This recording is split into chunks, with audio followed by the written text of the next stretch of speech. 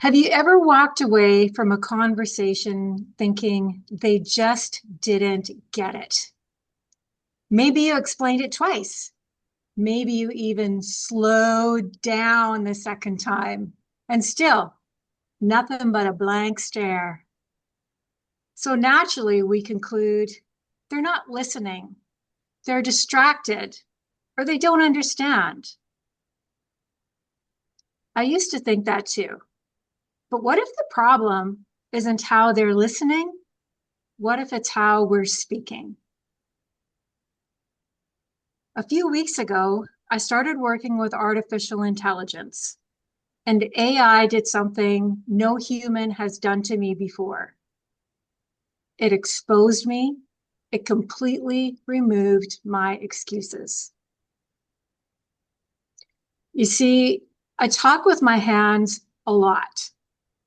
When I explain something, there's movement. There's definitely facial expression and there's tone. Apparently, AI doesn't get my dramatic facial expressions and emphatic gestures. Who knew? So there I was, confidently typing something like, make it more, impactful. And the response would come back completely wrong. And I think, oh my gosh, no, that is so wrong, as if it should just feel my intention. What I realized quickly was this: AI doesn't assume, it doesn't fill in gaps, it doesn't read between the lines, it doesn't guess what I probably meant. When I was vague, it was vague. When I was unclear, the result I got was unclear. That's not some big mystery, it's just simple logic. There were times when I had to rephrase something 3, 4, even 5 times, not because the system was broken, but because I was. So when my impactful prompt didn't work, I tried, make it stronger. Stronger how? More emotional? More logical? More concise? More aggressive? I hadn't decided. I just expected the other side to figure it out. I wasn't giving direction, I was giving vibes. And then I'd get somehow frustrated with the output. But here's what finally shifted. The system didn't improve, my thinking did. Instead of simply make it stronger, I wrote, rewrite this for a skeptical audience in a confident but calm tone and make it under 200 words. Suddenly, it worked. Not because it got smarter, but because I got clearer. The quality of the response reflected the clarity of the request. And that realization was pretty uncomfortable because it forced me to ask a harder question. How often in real life am I doing that exact same thing? At work, we say, you need to communicate better. In leadership, we say, be more proactive. And at home, we say, you know what I meant. Do they? Or do we just outsource our responsibility for clarity?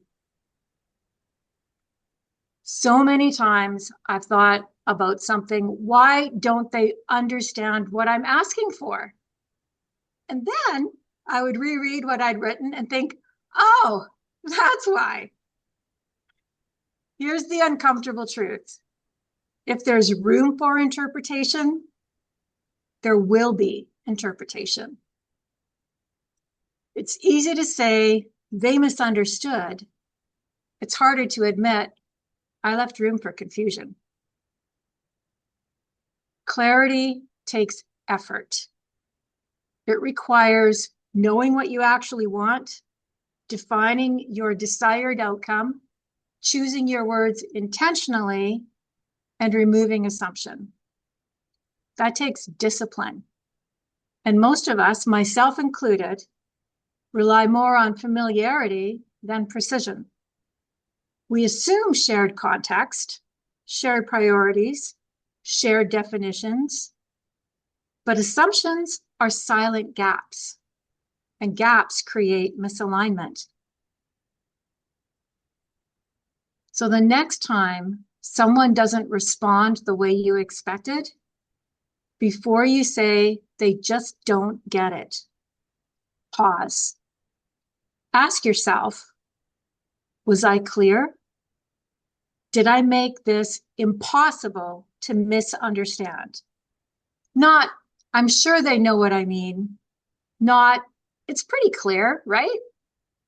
Impossible to misunderstand. Because the quality of our communication determines the quality of our results.